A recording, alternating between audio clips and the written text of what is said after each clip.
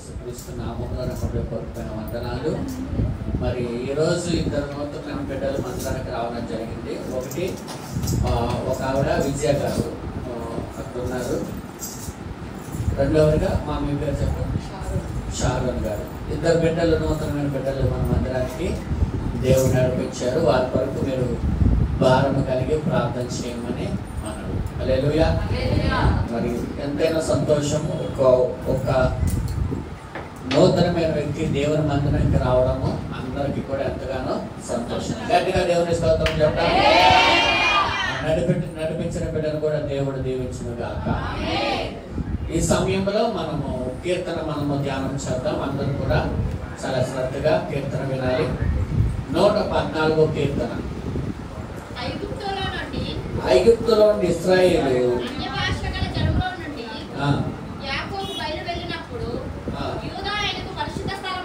యూదా ఆయనకు పరిశుద్ధ స్థలమాయను, ఇశ్రాయేలు ఆయనకు రాజ్యమాయను. దేవునికి స్తోత్రం కలుగును గాక.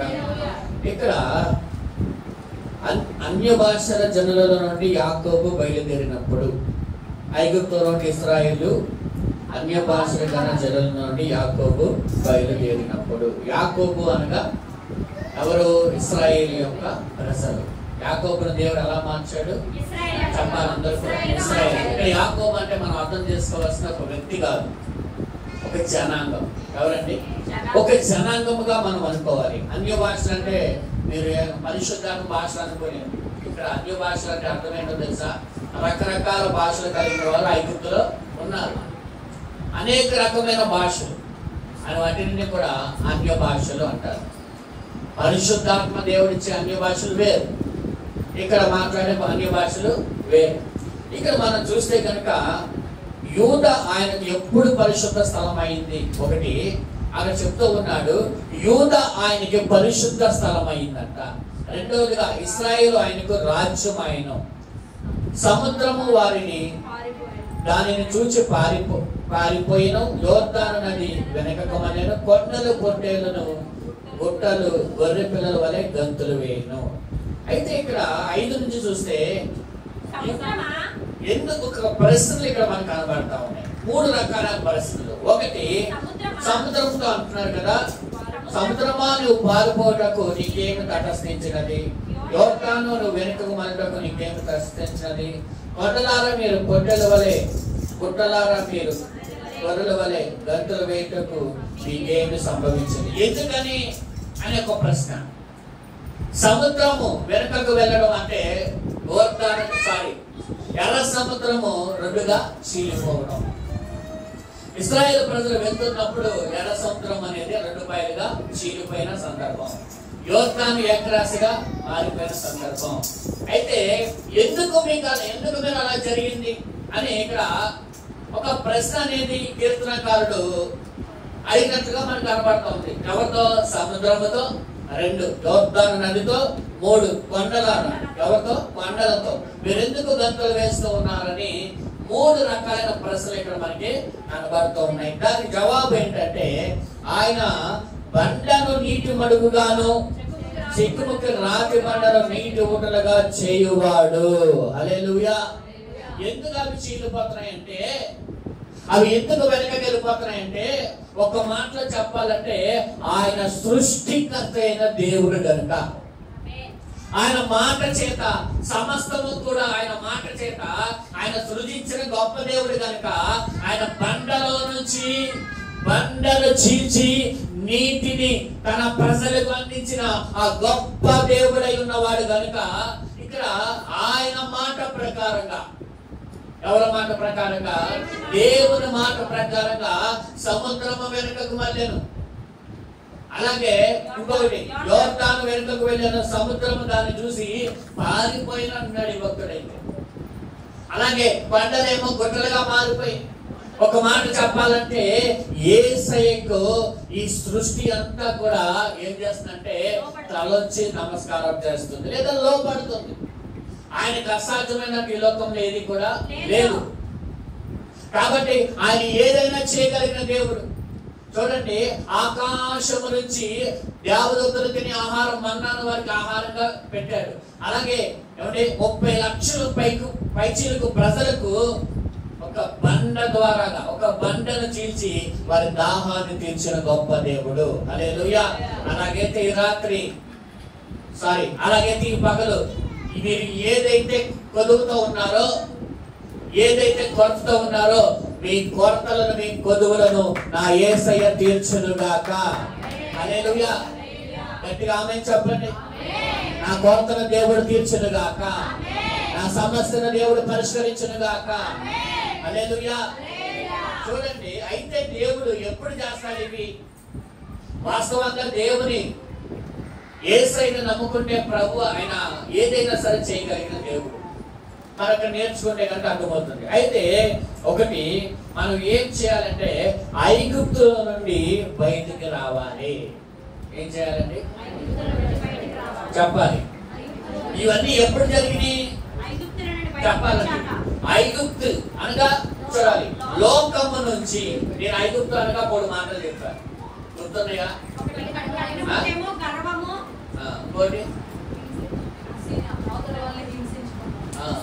శ్రమ పెట్టువారు.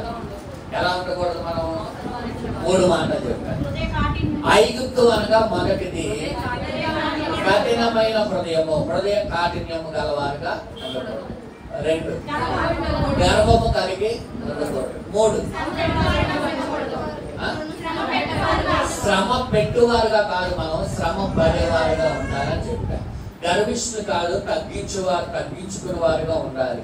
ఫస్ట్ కాఠిన్యము గలవారు కాదు కానీ విధేయత కలిగిన వారుగా మనము ఉండాలి. ఎప్పుడైతే ఈ ఐగుప్తు మనలోంచి, ఈ లోకము మనలోంచి వెళ్ళిపోతుందో, నువ్వు ఒక దేవునికి ఒక పరిశుద్ధ స్థలంగా మారిపోతావు. హల్లెలూయా. రెండవదిగా నువ్వు ఆయనకు ఒక రాజ్యముగా మారిపోతావు. పరలోక రాజ్యము నీ ద్వారా కట్టబడుతుంది. హల్లెలూయా. నిన్ను చూసి సముద్రము పారిపోతుంది, నిన్ను చూసి యోర్దాను వెనకకు వెళ్ళిపోతుంది, నిన్ను చూసి పర్వతములు కూడా గంతులు వేస్తాయి. హల్లెలూయా.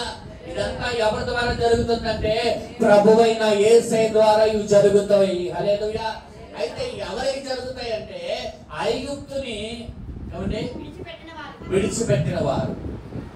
భౌతికపరమైన ఐగుప్తును కాదు, గుర్తుపెట్టుకోండి. భౌతికపరమైన ఐగుప్తు కాదు.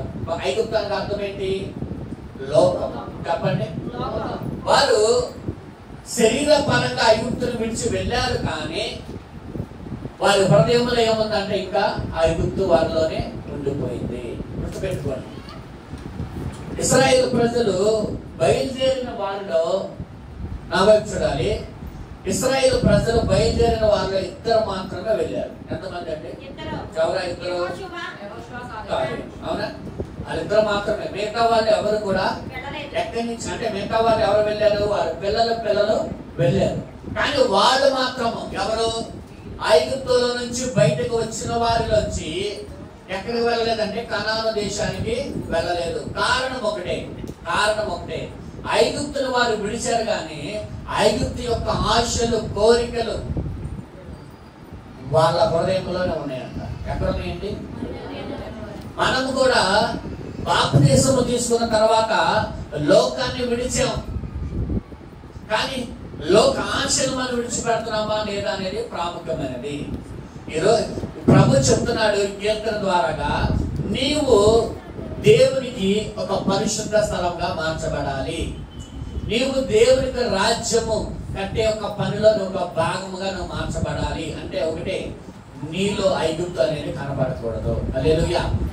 చెప్పండి, ఏం కనబడకూడదు అంటే నీ హృదయము. నువ్వైతే వదిలేసి, వాళ్ళైతే వదిలేసి వచ్చారు, కానీ పరిస్థితుల బట్టి ఏమవుతుందంటే వారికి ఐగుప్తే గుర్తు వస్తుందంట. మాట్లాడితే ఐగుప్తులోకి వెళ్తే అక్కడున్నా బాగుండేది కదా, మేము ఐగుప్తులోనే ఉంటే ఏదో అక్కడ అయితే ఇది తినేవాళ్ళు, ఇది తినేవాళ్ళు, మాకు ఐగుప్తే బాగుంటుంది. మాట్లాడితే వారికి బాధ కలిగినప్పుడల్లా వారి మనసులో వచ్చే ఆలోచన ఏంటో తెలుసా?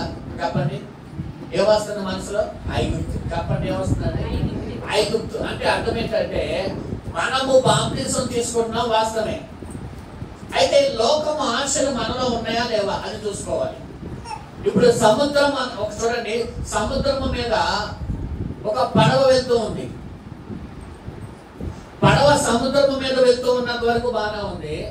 కానీ పడవకి ఒక రంధ్రం అనేది ఏర్పడినప్పుడు ఏమవుతుందంటే ఆ నావ లేదా ఆ పడవ మునిగిపోవడానికి అవకాశం ఉంటుంది.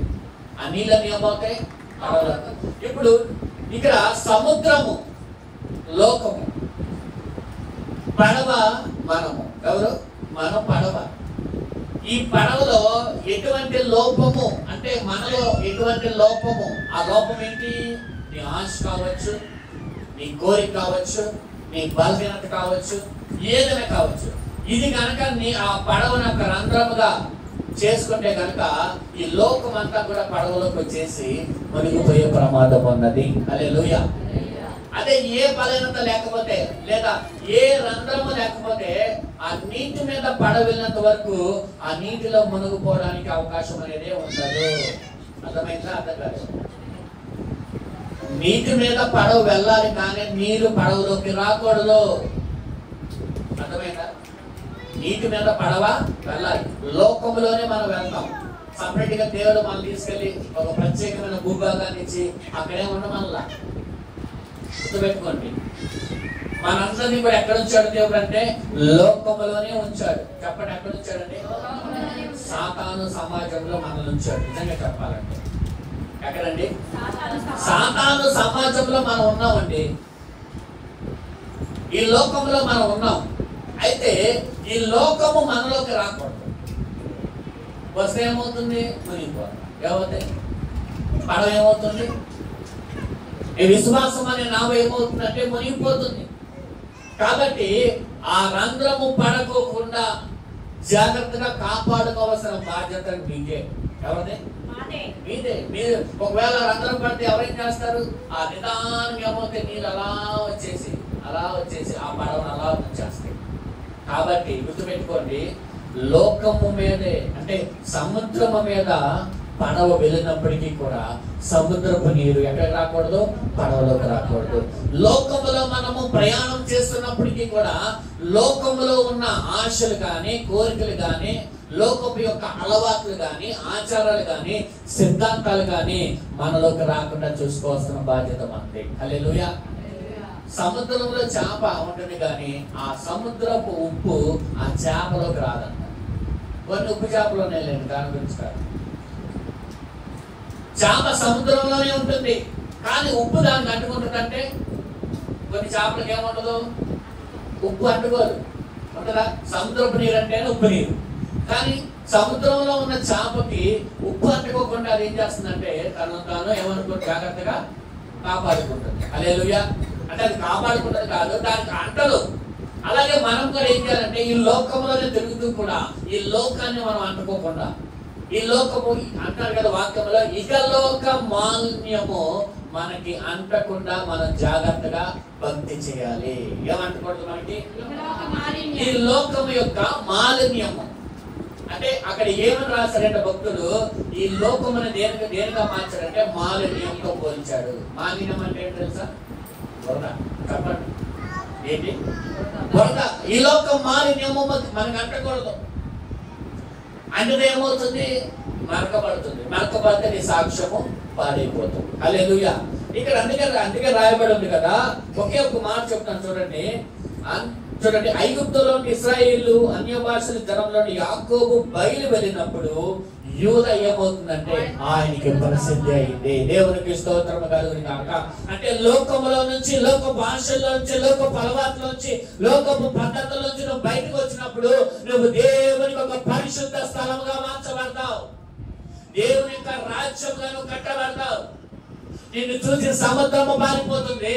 నిన్ను చూసి యోర్దాను వరకు వెళ్ళిపోతుంది. కొండలు కూడా నిన్ను చూసి ఏం చేస్తాయంట? కొండలు గుట్టలు కూడా గంతులు వేస్తాయని రాయబడింది. ఇవన్నీ ఎలా జరుగుతాయంటే యేసయ్య యొక్క గొప్ప మహాశక్తిని బట్టి, ఆయన ప్రభావాన్ని బట్టి జరుగుతాయి. హల్లెలూయా.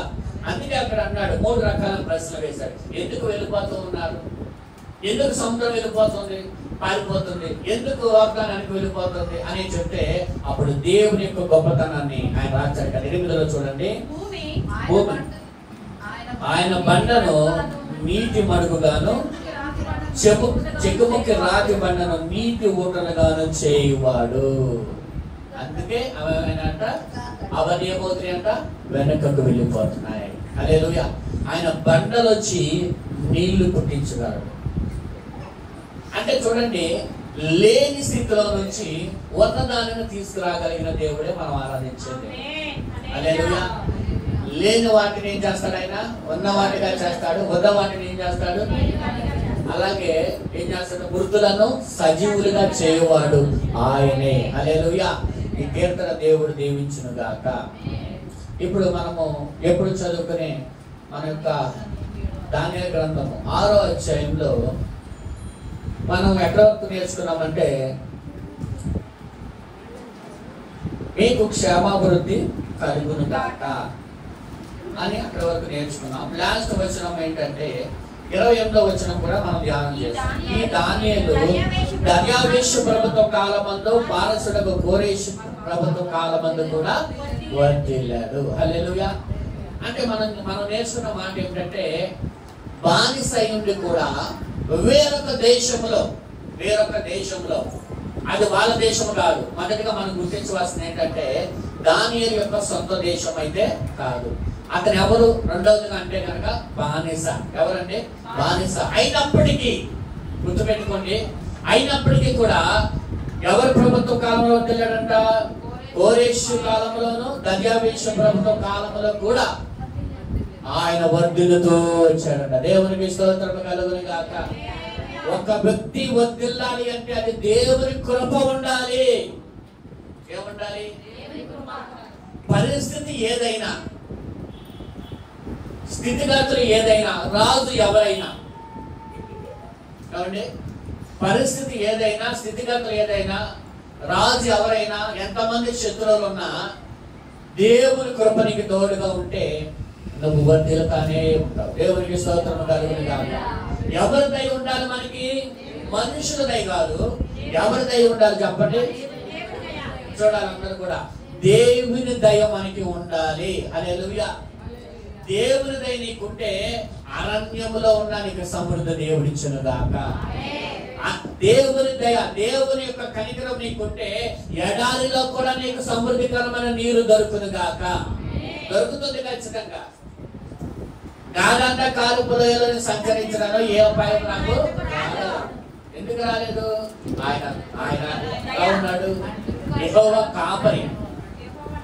ఎవరికి కాపరిగా ఉన్నాడు చెప్పండి. అక్కడ దావీదుకి యెహోవా కాపరి అంటాడు. యెహోవా నా కాపరి. అక్కడ నుంచి మొదలైంది, చివరికి ఏమొచ్చినట్ట? కృపాక్షేమంలో నా వెంట. ఇదంతా ఎలా జరిగిందంటే ఆయన దయ. ఎవరి దయ చెప్పాలి? ఎవరి దయ? దేవుని దయ. నా వైపు చూడండి, ఎందుకు చాలా మంది కుటుంబాలు దీవించబడట్లేదు? ఇప్పుడు దానియేలు మనకు ఒక పాఠంగా కనపడతా ఉన్నాడు. ఆలోచన చేయండి. పరిస్థితులు అన్ని అనుకూలంగా వచ్చిన తర్వాత దీవించబడటం కాదు. అన్ని బాగుండిన తర్వాత మంచిగా వచ్చిన పరిస్థితి కాదు. గమనించండి, పరిస్థితులు వ్యతిరేకం. బానిస బ్రతుకు, పరిస్థితులు వ్యతిరేకము. ఎవరు కూడా గుర్తించే వాళ్ళు లేరు. ఒక మాట చెప్పంటే దానియేలుకి రాజుగారు తప్ప దేశమంతా శత్రువులే. కారణము వాళ్ళందరూ ముగ్గురిగా ఒకటైపోయారు. ఏమైపోయారంటే, అక్కడ ఒక బానిస వచ్చి మనందరినీ ఆడడం ఏంటి? ఎక్కడి నుంచో వచ్చిన ఒక బానిస మనందరినీ ఆడడం ఏంటి? ఆరాధ్యంలో దానియేలు మీద వాళ్ళు ఎంత కుట్ర పడతారో మనకు తెలుసు. ఎంతగా దావీదులో లోపం వెతకాలని చూసారో మనకు తెలుసు. అంటే దావీదుకు దానియేలుకు ఒక మాట మనం నేర్చుకోవాలంటే, మొత్తం రాజ్యం అంతా శత్రువులే. వ్యతిరేకత, అనుకూలత చెప్పండి. వ్యతిరేకతే. పరిస్థితులు మంచిగా ఉన్నాయా? లేవు. ఇక్కడ ఎవరు? ఒక బానిసగా ఉన్నవారు. ఒక మాట చెప్పనా, ఇక్కడ అన్ని వ్యతిరేకంగా ఉన్నాయి కానీ దేవుడు అనుకూలంగా ఉన్నాడు. అది దేవునికి స్తోత్రం చెప్పండి. నీకు ఏమైనా వ్యతిరేకంగా ఉండవచ్చు, కానీ దేవుడు నీకు అనుకూలమైతే సమస్తము నీ పక్షంగా దేవుడు మార్చేస్తాడంటే. హల్లెలూయా. దేవుడు నీకు అనుకూలమైతే సమస్తము నీ పక్షంగా ఆయన మార్చేస్తాడు. దేవుడు నీకు అనుకూలం కాకపోతే ఏది నీకు అనుకూలంగా ఉన్నా అది నీకు ప్రతికూలతే. గుర్తుపెట్టుకో.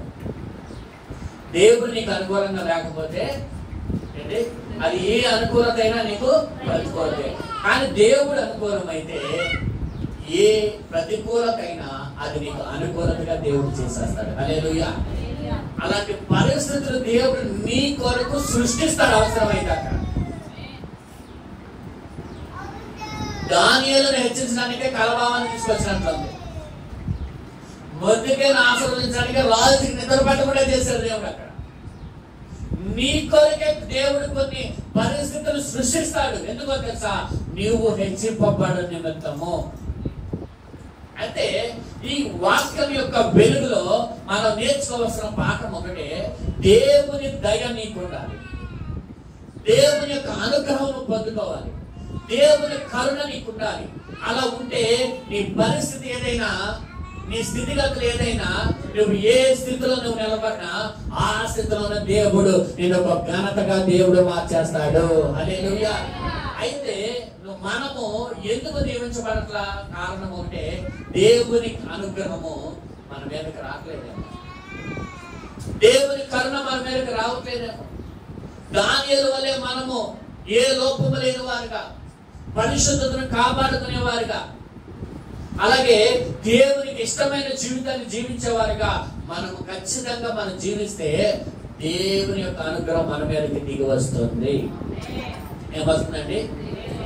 దేవుని యొక్క అనుగ్రహము దిగి వస్తుంది. మన పైన వారం చెప్పా, 3 మాటలు చెప్పా. చెప్పండి. వర్ధిల్లడానికి 3 కారణాలు చెప్పాను. చెప్పాలి, మర్చిపోయారా? చెప్పండి. 3 విషయాలు చెప్పాను. మనం ఏ స్థితిలో దీవించబడాలంటే 3 విషయాలు చెప్పాను. మర్చిపోయారు. ఇప్పుడే ఆదివారం చెప్పింది, ఆదివారం మర్చిపోయారు. కనీసం అందులో కూడా మీరు చూడలేరా? దాని తర్వాతే చెప్పాను. లాస్ట్ లో 3 మాటలు అది చెప్పాను. దాని తర్వాత 3 మాటలు చెప్పాను. ఎంతమంది దానిని మనం షేర్ చేశారు, సబ్స్క్రైబ్ చేసుకున్నారు? ఎంతమంది ఉన్నారు వాక్యాన్ని? 16 మంది ఉన్నారు. చేయకపోతే చేయండి. 3 మాటలు మర్చిపోతే ఎలాగండి? అయ్యే మెయిన్ అయ్యే చెప్పండి. కానీ ఎవరైనా తింటే మాత్రం జీవితాన్ని గుర్తుపెట్టుకుంటారా?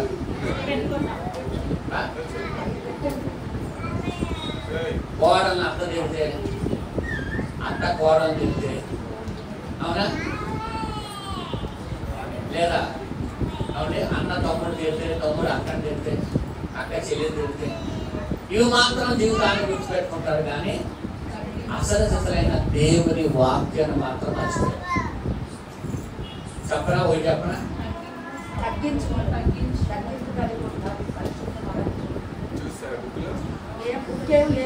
చెప్పనా? సహించాలి. ఇప్పుడు చెప్పండి. చెప్పండి. ఓర్చుకోవాలి, నిలబడాలి. చెప్పండి. సహించాలి, ఓర్చుకోవాలి, నిలబడాలి. ఈ 3 చెప్పాను నేను. దానియేలు ఏం చేశాడు? సహించాడు. అవమానించిన బానిస అన్నారు. అప్పుడు ఆయన బానిస కాదు. ఆయన ఎవరో తెలుసా? ప్రధానమంత్రి. 3లో ఈ బానిసగా అంతేంటి అంటున్నారు. అవమానించారు, సహించారు. తర్వాత శ్రమలు పెట్టారు. ఏం చేశారు? ఓర్చుకున్నారు. 3వది సింహాన బోనులో నిలబడ్డాడు. చెప్పండి. నిలబడ్డాడు. అవునా? ఎవరికి దేవుడు ఆశీర్వాదం ఇస్తాడంటే సహించిన వారికి, ఓర్చుకున్న వారికి, నిలబడిన వారికి. ఇది మర్చిపోతే అలాగా మీకు చెప్పా. ఎప్పుడు ఇవి మనసులో పెట్టుకోవాలి. ఒక దేవుని బిడ్డ ఎప్పుడు దీవించబడతాడంటే సహించాలి, ఓర్చుకోవాలి, నిలబడాలి. ఈ 3 కావాలంటే మనలో ఉండాల్సిన ఎవరు చెప్పరా? దేవుని ప్రేమ. చెప్పండి. దేవుని ప్రేమ ఏం చేస్తుంది? ఓర్చుకుంటుంది. దేవుని ప్రేమ సహిస్తుంది. దేవుని ప్రేమ ఏం చేస్తుంది? నిలబెడుతుంది. హల్లెలూయా. నిలబడుతుంది, నిలబెడుతుంది. అదే ప్రేమ లేకపోతే అక్కడ ఏముండదు. ఉంటుందా? మీకు పదే చెప్పా. ఇప్పుడు నాని నాకు బాగా ఇద్దరికి స్నేహం అనుకోండి. మీ ఇద్దరం బాగా మంచి ప్రేమ అభిమానం ఉంది మా ఇద్దరికి. ఏమనుకోమన్నా ఒరే నాని ఏంట్రా నాని అని అనుకుంటాం. ఇంకా అవసరమైతే ఇంకా ఘాటుగా కూడా మాట్లాడుకుంటాం. కానీ అదేమనిపింది తప్పు. మా ఇద్దరికి ఏదైనా గొడవ రాని ఏంట్రా నాని అంటే నాని అని పిలవలేవా? వస్తుందిగా. ఎందుకని? ఏం లేదు అక్కడ. ప్రేమ లేకపోతే రా అన్నా కూడా అది పెద్ద భూతలాగా అయిపోతుంది అక్కడ. రా అన్నా కూడా చెప్పండి, అవునా కదా? ఇప్పుడు ఇష్టం ఉన్నప్పుడు మంచిగా ఉన్నప్పుడు ఏమనుకున్నా అది పెద్ద పర్లేదులే మావాడేగా అనుకుంటాం. అదే ప్రేమ అనేది లేకపోతే అది ఏదైనా సరే పెద్ద భూత అయిపోతుంది అక్కడ. అర్థమైందా? ఓర్చుకోవడానికైనా, సహించడానికైనా, నిలబెట్టడానికైనా కావలసింది దేవుని ప్రేమ, మనుషుల ప్రేమ కాదు. అగాపే ప్రేమ. ఏ ప్రేమ? అగాపే అంటే దేవుని ప్రేమ. హల్లెలూయా. మనం ఏది చేసినా ప్రేమతో చేయమన్నాడు దేవుడు. ప్రేమ కలిగి ఉండడానికి ప్రయాసపడండి. ఎన్ని ఉన్నా ప్రేమ లేకపోతే వేస్ట్ అంటున్నాడు దేవుడు. ఎన్ని ఉన్నా ఎదుటి వాళ్ళని, అందుకని మొదటి ఆజ్ఞ నిన్ను వల్ల నీవు పరుగువాలని. రెండవది రెండు ప్రేమించే. ఇచ్చిన ఆజ్ఞలు రెండు. ఒకటి దేవుని ప్రేమించు, రెండు నీ పరుగువాలని. రెండింటిలో ఉంది ప్రేమ. అర్థమైందండి? ఆ ప్రేమ ఎంత అనే దాన్ని బట్టి నువ్వు అంతగా దీవించబడతావు. అందుకే ఇందాక పాటలో ఎవరు పాడ పూర్ణమైన హృదయంతో ఎలా ప్రేమించాలంట? ప్రేమించగలను అధికముగా. అంటే తక్కువగా ప్రేమించే వాళ్ళు కూడా ఉన్నారనేగా పాట రాశారు, అవునా కదా? అధికముగా ప్రేమిస్తాను అంటే తక్కువగా ప్రేమించే వాళ్ళు కూడా ఉన్నారు. ఎవరు తక్కువగా ప్రేమించేవాళ్ళు, ఎవరు అధికంగా ప్రేమించేవాళ్ళు? నా వైపు చూడండి. మీకు చిన్న క్లారిటీ ఇస్తా. మీరు అధికంగా దేవుని ప్రేమిస్తున్నారా, తక్కువగా ప్రేమిస్తున్నారా తెలియడానికి కారణం ఏంటో తెలుసా? ఏదైనా సరే దేవునికే మొదటి స్థానం ఇస్తే దేవుని ప్రేమిస్తారు. ఆ దేవుని సమయములో, దేవుని యొక్క సమయము, నువ్వు వెళ్ళవలసిన సమయాన్ని వేరొక ఇతరత్ర పని కావచ్చు, వ్యక్తి కావచ్చు, పరిస్థితి కావచ్చు, ఏదైనా కావచ్చు, దానికి మీరు ఇస్తే మీరు దేవునిని ప్రేమించినట్లు కాదా అంటే ప్రేమిస్తున్నారు, కానీ తక్కువగా ప్రేమిస్తున్నారు. మేము దేవుని ప్రేమించాం కాబట్టి మేము క్రైస్తవులు అయ్యాము, మేము దేవుని ప్రేమిస్తున్నాం కాబట్టి బాప్తిసం తీసుకున్నాము, మేము దేవుని ప్రేమిస్తున్నాం కాబట్టి బల తీసుకున్నాము అంటే ఓకే. కానీ ఎంత ప్రేమిస్తున్నారు అనేది మీరు వచ్చే విధానం, దేవుని మందిరానికి మీరు వచ్చే విధానం బట్టి అర్థమైపోతుంది. ఎవరికి? దేవుడు సమస్తాన్ని చూసే దేవుడు. దేవునికి స్తోత్రం చెప్పండి. దేవుడు నిన్ను చూస్తాడు, నీ విశ్వాసాన్ని చూస్తాడు, నీ క్రియలు చూస్తాడు, నీ భక్తిని చూస్తాడు, నీ ప్రార్థన చూస్తాడు, నీ ఎదుటి వార్త నువ్వు మాట్లాడే మా విధానం కూడా దేవుడు చూస్తాడు. హల్లెలూయా. చూస్తాడా లేదా? దేవుడు చూచాడు కాబట్టి శతాధిపతి గురించి అంటాడు ఏమని? ఇశ్రాయేలులో కూడా ఇంత గొప్ప విశ్వాసం నేను చూడలేదు, కనబడలేదు నాకు. అంటే ఏమండి? దేవుడు ఏం చూస్తున్నాడు? శతాధిపతి విశ్వాసాన్ని చూస్తున్నాడు. అక్కడ ఇశ్రాయేలు విశ్వాసాన్ని చూచాడు. అక్కడ నా వైపు చూడండి. ఇశ్రాయేలు విశ్వాసానికి శతాధిపతి విశ్వాసానికి తేడా ఉంది కాబట్టి ఇంత విశ్వాసం నేను ఇశ్రాయేలు ప్రజల్లో కూడా నేను చూడలేకపోయాను అన్నాడు. అవునా కదా? అంటే దేవుడు ఏం చూస్తున్నాడు అక్కడ? చెప్పండి అమ్మా, ఏం చూస్తున్నాడు దేవుడు అక్కడ? విశ్వాసాన్ని చూస్తున్నాడు. అవును, అలా అక్కడైతే మీ విశ్వాసాన్ని చూడ్డా, మీ క్రియలు చూడ్డా, మీ భక్తిని చూడ్డా. ప్రతిరోజు దేవుడు ఎవరు గమనించకపోయినా దేవుడు మాత్రం మీరు గమనిస్తానే ఉంటారు. ఇప్పుడు చెప్పారు ఆమెనండి, మిగతా వాళ్ళు చూస్తాడంటారా? నిజంగా చూస్తారు. 100 సార్లు చెప్తారా? ఎంతకి ఎవరైనా చూసినా చూడకపోయినా దేవుని నేత్రం నుంచి తప్పించుకోవడం ఎవ్వరి వల్ల కాదు. దేవునికి స్తోత్రం కలుగును గాక. హల్లెలూయా. చూడండి, అందుకని మనకు కావాల్సింది ఏంటంటే దేవుని యొక్క ప్రేమ మనలో ఉండాలి. ఇప్పుడు మనం నేర్చుకునే మాట ఏంటంటే ఆ 3 ఎవరైతే సహిస్తారో, ఎవరైతే ఓర్చుకుంటారో, ఎవరైతే నిలబడతారో వారు అన్ని విషయాల్లో దేవుడు వారిని వర్ధిల్ల చేయగాక. ఏం చేస్తారండి? చెప్పాలి, ఏం చేస్తారు? వర్ధిల్ల చేస్తారు. ఇక్కడ చూడండి, తర్వాత వచనాలు మనం చూస్తే నా రాజ్యంలోని ఇక్కడ 20 వచనం చదవండి. 26 నా సముఖమున నియమించిన ఏమనగా నా రాజ్యములో సకల ప్రభుత్వముల యందును నివాసుల దానియేలు యొక్క దేవునికి భయపడుచు ఆయన సముఖమున వణుకుచుండవలెను.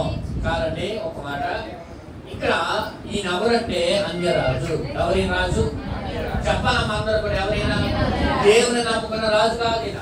అన్యరాజు ఏమని సాక్ష్యం ఇస్తూ ఉన్నాడంటే ఓడే చెప్తున్నాడు, నా రాజ్యంలోని సకల ప్రభుత్వముల యందు నివాసులు దానియేలు యొక్క దేవునికి భయపడుచు ఆయన సముఖమున వణుకుచుండవలెను. హల్లెలూయా. ఒక రాజు, ఒక అన్య రాజు దానియేలు యొక్క దేవుని గురించి మాట్లాడుతూ ఉన్నాడు. ఎవరి ద్వారాగా? ఎవరిని బట్టి అంటే దానియేలు బట్టి. నిన్ను బట్టి వాస్తవంగా చాలా గమనించండి, నిన్ను బట్టి నీ దేవుని గురించి మాట్లాడుకుంటారు ప్రజలు.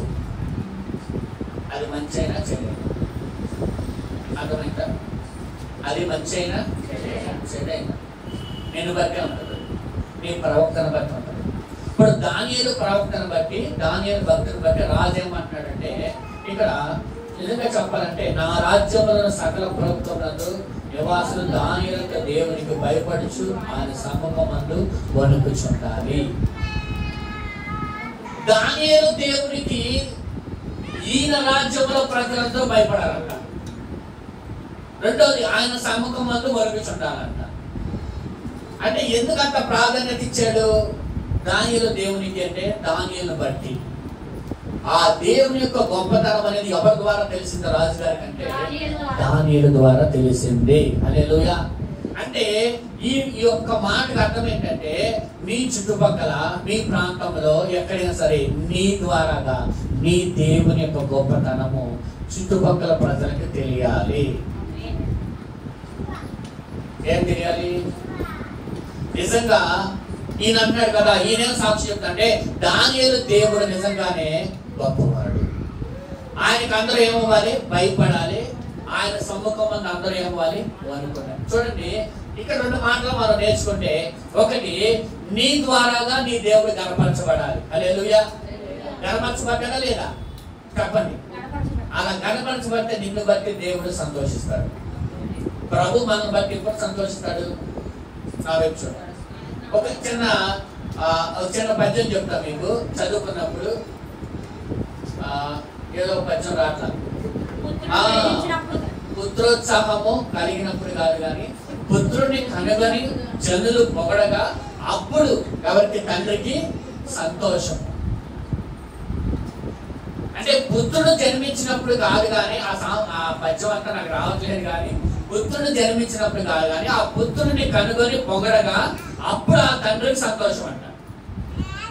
అంటే ఇప్పుడు దేవుడు మనల్ని రక్షించుకున్న దాన్ని బట్టి కాదు కానీ మన ద్వారాగా మన దేవుడును ఇతరులు కనపరిచినప్పుడు అది దేవునికి ఎంతగానో సంతోషం. గట్టిగా దేవునికి స్తోత్రం చెప్పాలి. హల్లెలూయా. అంటే నీ ద్వారాగా నీ తండ్రి కనపరచబడాలి. నీ ద్వారా ఏమవ్వాలి? చెప్పాలి. నీ తండ్రి కనపరచబడాలి. అలాగే మనం భక్తి చేయాలి. ఇక్కడ చెప్తున్నాడు, ఇప్పుడు దానియేలు దేవుడు ఆ రాజుగారు అంటాడు భయముతో ఏమవ్వాలంట? వణుకుతుండాలి. ఈ మాట అన్య రాజుకు తెలిసింది కానీ చాలా మంది దేవుని బిడ్డలు తెలియట్లేదంట. ఏం తెలియట్లా? భక్తి తెలియట్లేదు కాదు, భక్తి అందరికీ తెలుసు. ఏం తెలియట్లేదు తెలుసా? భయం తెలియట్లా. దేవుని సన్నిధిలో ఎట్లా ఉండాలో తెలియట్లా. ఎట్లా పడితే అట్లా ఉంటారు కొంతమంది.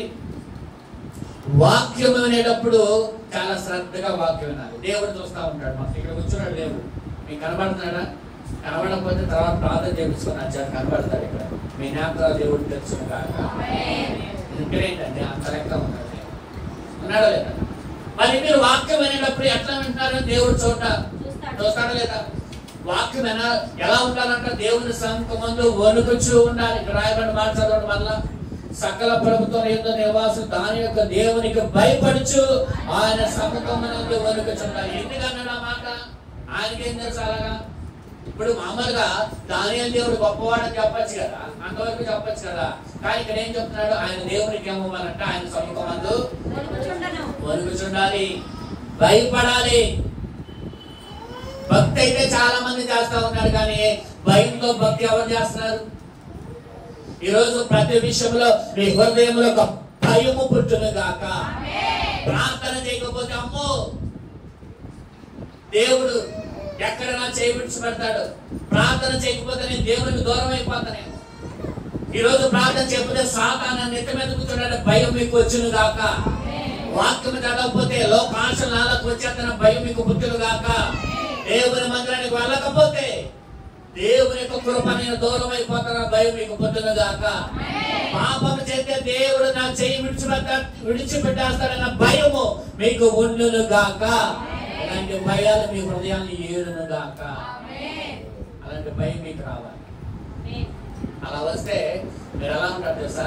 నెంబర్ 1 గా పర్ఫెక్ట్ గా ఉంటారు అనే విషయం. ఉంటారా లేదా? టీచర్ కొడుతున్నారని భయం ఉంటే అన్ని వచ్చేస్తారు. హోంవర్క్ రాసేస్తారు, అన్ని వచ్చేస్తారు. స్ట్రిక్ట్ గా ఉన్న టీచర్ దగ్గర పాఠాలు నేర్చుకోగలుగుతారు. అవునా కాదా? వదిలేసి టీచర్ రాయిపోయినా పర్వాలేదు. కొంతమంది టీచర్లు ఉంటారు, ఆయన కూర్చొని నిద్రపోతా ఉంటారు, ఆ పనులు అని చేసుకుంటారు. ఏమండి ఆ సబ్జెక్ట్ అంత మాత్రం రాదు. వచ్చిందా? గుర్తుపెట్టుకోండి. ఏముండాలి దేవుని దగ్గర అంటే? ఎందుకంటే ఆయన యందు భయము పవిత్రకు కారణమవుతుంది. యెహోవా యందు భయభక్తులు కలిగిన వారి ఎడల ఎలా ఉంటుందంటే ఆయన కృప ఎంత ఎక్కువగా ఉంటుందో అది అసలు చెప్పలే మాటలో. దేవుడి యొక్క కృప ఎంతగా ఉంటుందంటే, నిజంగా చెప్పాలంటే దేవుని కృప ఎవరి మీద ఉంటుంది అనేది ప్రశ్న అయితే జవాబు ఏంటో తెలుసా? పవిత్రతను పరిశుద్ధతను కాపాడుకున్న వారి మీద ఉంటుంది. పరిశుద్ధను పవిత్రతను ఎవరు కాపాడుకుంటారు ప్రశ్న. దాని జవాబు దేవుని యందు భయభక్తులు కలిగిన వారు కాపాడుకుంటారు. జవాబు హల్లెలూయా. ఇలా ఉంటే చాలు, మనం ఖచ్చితంగా ఆశీర్వాదం మనం పొందుకుంటాం. హల్లెలూయా. అందుకే మనం చూడండి, మీరు ఎప్పుడు కూడా మందిరంలో ఎప్పుడు కూడా ప్రార్థన చేసేటప్పుడు కానీ వాక్యం చెప్పేటప్పుడు కానీ అశ్రద్ధగా ఎవరు కూర్చోమంటారు. దయచేసి ఏమవ్వాలంట? వణుకుతూ ఉండాలి, భయంతో ఉండాలి. అమ్మో దేవుని సన్నిధిలో నేను ఉన్నాను, దేవుడు నన్ను చూస్తున్నాడు అని భయం మీకు కలుగునగాక. అలా ఉంటేనే మీరు శ్రద్ధగా వాక్యం వినగలుగుతారు. లేదంటే చాలు చిటికల సాతాను మిమ్మల్ని మాయ చేసేసి వాక్యం వినకుండా తీసేస్తాడు. ఏం చేస్తాడండి? ఏదో టైంలోనే కొంత అతిథిగా ఉన్నా పర్వాలేదు, కానీ వాక్యము వినే విషయంలో సాతాను యొక్క డెలివరీ చేసుకోకుండా చూసుకోవాలి. అదే చాలా ప్రాముఖ్యమైన విషయం. ఎందుకంటే ఆయన ఏం చేస్తున్నాడంట, కొంతమందిని చెప్పండి మొదలో పదిలో పడిన విత్తనాలలాగా, దాని మధ్యలో పడిన విత్తనాలలాగా, ఇంకోటి రాగ నీళ్ళ పడిన విత్తనాలా చేసేస్తున్నాడు. మంచి నీళ్ళ పడిన విత్తనాలా చేయట్లేదు. ఎందుకంటే అవి మొలకెత్తుతాయి. విత్తనము ఎప్పుడైతే మీ హృదయంలో మొలకెత్తిందో ఆశీర్వాదం మీకు మొదలైనట్టే. నలుగురు చెప్పారు, మిగతా వాళ్ళకి నచ్చలేదు ఈ వాక్యం. దేవునికి స్తోత్రం కలుగుగాక. చూడండి తర్వాత, నా రాజ్యములో సకల ప్రభుత్వం నివాసులు దానియులు దేవునికి ఏమవ్వాలి? ఆయనే జీవము కలిగిన దేవుడు, ఆయనే యుగములకు దేవుడు, ఆయన రాజ్యము నాశనము కానేదు, ఆయన ఆధిపత్యము. చూడండి ఆయన ఎవరంట? జీవము కలిగిన దేవుడు. దేవునికి స్తోత్రం చెప్పండి. జీవము కలిగిన దేవుడు అని ఎవరినంటారు? మరణము లేనివారు. ఎవరండి? యేసయ్యకి మరణం ఉందా? మరణాన్ని ఏం చేశాడు ఆయన? గెలిచిన దేవుడు ఆయన. మరణం అని మరణింపజేసి మరణంతో సవాలు విసురుతున్నాడు. ఏమన్నాడు? మరణమా నీ ముల్లెక్కడ? హల్లెలూయా. విజయమా నీ ముల్లెక్కడ? ఈ లోకంలో ప్రతి మానవుడు కూడా మరణానికి అతీతుడు కాదు. ఈ లోకంలో నావే చూడాలి, గొప్ప గొప్ప వారందరూ కూడా మరణానికి దాసులే. అందరూ కూడా ఎలాంటి గొప్పవారేట, కానీ మరణాన్ని గెలిచిన వారు ఒక్కరే ఉన్నారు. ఆయనే ప్రభు అయిన యేసయ్య. హల్లెలూయా. యేసయ్యని మనం ఎందుకు దేవుడిగా మనం అంగీకరిస్తున్నాం? యేసు ప్రభుని ఎందుకుగా మనం ఆరాధిస్తున్నాం అంటే ఆయన మరణాన్ని గెలిచాడు కాబట్టి. అందరిలాగా ఆయన కూడా మరణించి తిరిగి లేకపోతే ప్రభువుని నమ్ముకోవడం వల్ల మనకి ఎటువంటి ప్రయత్నం లేదు. నేను చాలాసార్లు చెప్పాను, ఎందుకంటే ఆయన మృతులలోంచి ఆయన లేచాడు కాబట్టి మనము లేపబడతాము. హల్లెలూయా. మనము లేపబడి పరలోకానికి వెళ్తాము. అది నిరీక్షణ. లేకపోతే పరలోకం వెళ్తారు యేసు ప్రభు నమ్ముకోండి అనే సువార్తకు అర్థం లేదు. యేసు ప్రభు నమ్ముకున్నాం, ప్రభు నమ్ముకోండి మీరు దేవుడు పరలోకం వెళ్తారు అనే మాటకు అర్థం రావాలంటే మరణాన్ని గెలిస్తేనే వస్తుంది. లేకపోతే ఆయన మరణిస్తే ఇక ఆయన మనకు పరలోకం ఏమిస్తాడు? అవునా? ఆయన మరణాన్ని గెలిచాడు కాబట్టి ఆయన మనకు పరలోకం ఇవ్వగలిగాడు. దేవునికి స్తోత్రం కలుగును. ఆయన రాజ్యము గురించి మాట్లాడుతున్నాడు. ఆయన యుగయుగముల వాడు. ఆయన రాజ్యము నాశనము. ఈ లోకంలో ఉన్న రాజ్యాలన్నీ నాశనం అయిపోయాయి. ఇప్పుడు ఏ రాజ్యంలో ఉన్నాం మనం? మనకి అక్కడ రాజ్యం ఉందంటారా? అంటే మనది కూడా ఒక రాజ్యమే. ఏ రాజ్యం ఉంటుంది చెప్పాలి, తెలుసు మీకు. ముద్ర రావట్లేదంటే ఏ రాజ్యం? ఇప్పుడు మనం ఏ రాజ్యం రాజ్యం ప్రజాస్వామ్యం అనే రాజ్యంలో ఉన్నాం. అవునా? రాజుల కాలం అయిపోయాయి. ఇప్పుడు ఏ రాజ్యంలో ఉన్నాం అంటే ప్రజారాజ్యం. ఈ ప్రజారాజ్యం తర్వాత దేవుని రాజ్యం రాబోతుంది. హల్లెలూయా. 1000 ఏళ్ళు పరిపాలిస్తాడు యేసయ్య. అవునా? ఆ రాజ్యంకు అంతం అనేది ఉంటుంది అంటున్నాడు కదా. చూడండి ఆయన ఏం చెప్తున్నాడు, ఈయనన్నీ ఈయనకి తెలిసినట్టే చెప్తాడు ఈ రాజుగారు. ఆ రాజ్యము నాశనము కాలేదు. అక్కడ దానియేలుకు వచ్చిన కళ మనకు తెలుసుగా. చేతి సహాయం లేని ఒక రాయి వచ్చి ఆ ప్రతిమను కొట్టగా ఏమైందంట? ప్రతిమ అంతా కూడా దొత్తనీలుగా మారిపోయిందంట. హల్లెలూయా. ఏమైపోయింది? శక్తివంతమైన రాజ్యాలన్నీ బబులోను, తర్వాత మాదియా, బానిస, తర్వాత చెప్పండి. తర్వాత ఏ రాజ్యం?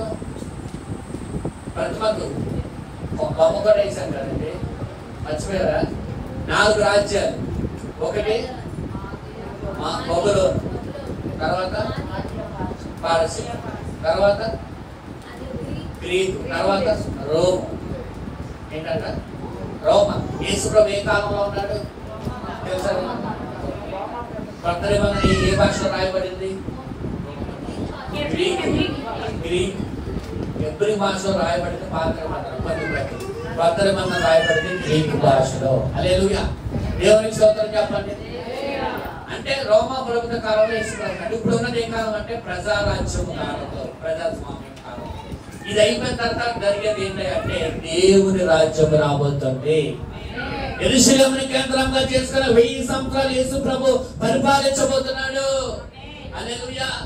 ఆయన రాజ్యము నాశనము కాని రాజ్యం అయింది. హల్లెలూయా. ఆ రాజ్యం ఎవరు నాశనము చేయలేరు. ఇంకోటి ఆయన ఇంకో మాట చెప్పాడు కదా.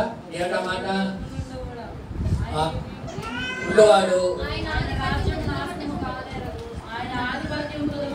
ఆయన ఆధిపత్యం అంట. ఇప్పుడు ఆధిపత్యం అనేది కొంతకాలం ఉంటుంది చాలా మంది.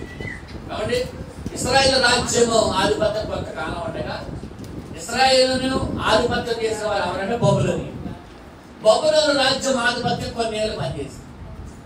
బబులోను ఆధిపత్యం తర్వాత మాదియా, పారసీక ఆధిపత్యం అది. ఇలాగా ఆధిపత్యం అనేది చూడాలి కొంతకాలము నడిచింది. కానీ దేవుని ఆధిపత్యం మాత్రము చివరి వరకు ఉంటుంది. దేవునికి స్తోత్రం. అది తగ్గిపోయే ఆధిపత్యం కాదు, అది నశించిపోయే ఆధిపత్యం కాదు. ఎందుకంటే సమస్తము మీద ఆధిపత్యం చలాయించేవాడు, అధికారము కలిగిన వాడే మన యేసయ్య. ఎందుకంటే ఈ సృష్టిని తన మాటలు సృజించిన వాడు ఆయన. హల్లెలూయా. తర్వాత మనం చూస్తే ఇంకో మాట చెప్పి ముగించేస్తా, సమయం అయిపోయింది. ఆయన విడిపించువాడును రక్షించిన వాడైంది పరమందును భూమి మీద సూచన క్రియలను ఆశ్చర్య క్రియలు చేయవాడవుతాడు. హల్లెలూయా. ఆయన ఎవరంట? ఈయన ఏం చెప్తున్నాడంటే ఆయన విడిపించువాడు, రక్షించేవాడు. అవే చూడండి. దేనిలోంచి మనం విడిపించాడు చెప్పండి, చెప్పాలి. పాపము నుంచి మనల్ని విడిపించి దేనిలోంచి రక్షించాడు? దేనిలోంచి రక్షించాడు? దేవునికి స్తోత్రము కలుగును గాక. పాపము నుంచి మనం రక్షించి లోకము నుంచి అనగా అంటే దాని పూర్తి అర్థం ఏంటంటే నరకమునికి వెళ్ళకుండా మనం రక్షించాడు.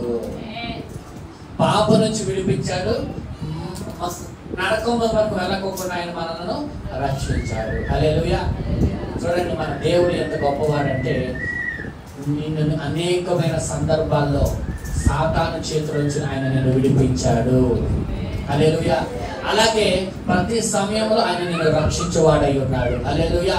చెప్పండి, మన దేవుడు ఎవరంటే విడిపించేవాడై ఉన్నాడు. రెండవదిగా ఆయన ఎవరంటే రక్షించేవాడై ఉన్నాడు. హల్లెలూయా. తర్వాత ఆశ్చర్య కార్యములు అలాగే సూచక కార్యములు చేయవాడు అనే మాట తర్వాత మనం నేర్చుకుందాం. తర్వాత వారంలో సమయం అయిపోయింది, సమయానికి నేను ముగించేస్తాను. ఇప్పుడు కూడా ఒకటి ఇప్పుడు మనం నేర్చుకున్న మాట కీర్తనలో మనం ఏ మాట నేర్చుకున్నాం చెప్పండి. దేవుడు మనల్ని ఆశీర్వదించాలంటే మనం ఎలా ఉండాలి చెప్పాలి. ఈ రోజు ప్రభు మీకు నేర్పించిన మాట గుర్తుపెట్టుకోండి. ఏం నేర్పించాడు కీర్తన ద్వారాగా? ఐగుప్తు మనం విడవాలి. ఐగుప్తు ఆశలు, కోరికలు, ఆచారాలు మనలోకి రాకుండా మనము జాగ్రత్తగా కాపాడుకోవాలి. హల్లెలూయా. అలా చేస్తే దేవుడికి నువ్వు పరిశుద్ధ స్థలం అవుతావు, దేవుని రాజ్యంగా నువ్వు కట్టబడతావు. అర్థమైందా? ఇది కీర్తన నుంచి మనం నేర్చుకున్నాం. దానియేలు గ్రంథం ద్వారా దేవుడు మనతో ఏం మాట్లాడాడంటే నీ ద్వారాగా మీ తండ్రి గణపరచబడాలి. కావాలి, తండ్రి గణపరచబడాలి. హల్లెలూయా. అలాగే దేవుని రాజ్యము, దేవుని యొక్క ఆధిపత్యము ఎంత గొప్పదో ఆ రాజుగారు వివరిస్తూ ఉన్నారు. హల్లెలూయా. కాబట్టి మనం ఒకటి రెండు మాటలు మెయిన్ ప్రధానంగా మనం ఏది చేసినా, ఏది మాట్లాడినా, ఎలా ఉన్నా కాబట్టి దాని భయంతో మనం ఉండాలి. చెప్పండి, ఏముండాలి? భయము. మనలో ఎంతసేపు భయం ఉండాలి. భయం లేకపోతే కనుక ఏమైపోతుందో తెలుసా? సాతాను చేతికి అప్పగించబడిపోతాం. గుర్తుపెట్టుకోండి. భయము పోయిందా సాతాను చేతికి మనం ఏమైపోతాం? అప్పగించబడిపోతాం. సంసోను సాతాను చేతికి అప్పగించబడ్డాడా లేదా? యోధా సాతాను చేతికి అప్పగించబడ్డాడా? కానీ యోసేపు సాతాను చేతికి అప్పగించబడ్డాడా? ఎందుకని? యోసేపుకి ఉన్న భయము సంసోనికి లేదు. సంసోను దేవుని యొక్క ఆత్మతో నింపబడి దేవుని యొక్క కృపావరాలు కలిగిన వాడే. యోసేపు దేవుని యొక్క కృపావరాలు కలిగిన వాడే. కానీ ఆలోచన చేయండి, ఇద్దరు దేవుని చేత ఏర్పరచబడినప్పటికీ కూడా దేవుని కృప ఎవరి మీద ఉందంటే యోసేపు మీద, భయపడిన వ్యక్తి మీదే ఉంది. హల్లెలూయా. అందుకని గుర్తుపెట్టుకోండి, కృపావరాలు ముఖ్యము కాదు. అన్నిటికంటే కృపావరాలు కావాలి, దేవుని వరకు వాడబడాలి. కానీ నీ జీవితానికి ముఖ్యమైనది ఏంటంటే దేవుని ఎదుట భయము. హల్లెలూయా. ఇవి మనకుంటే దేవుడు ఖచ్చితంగా మనల్ని దీవించును గాక. భయం ఉంటే పరిశుద్ధత ఉంటుంది, పరిశుద్ధత ఉంటే దేవుని కృప ఉంటుంది. గుర్తుపెట్టుకోండి, భయం ఉంటే పరిశుద్ధత ఉంటే ఈ వాక్యము దేవుడు దీవించును గాక. ఈ సమయంలో కాల్ సమర్పణ చేసుకుందాం.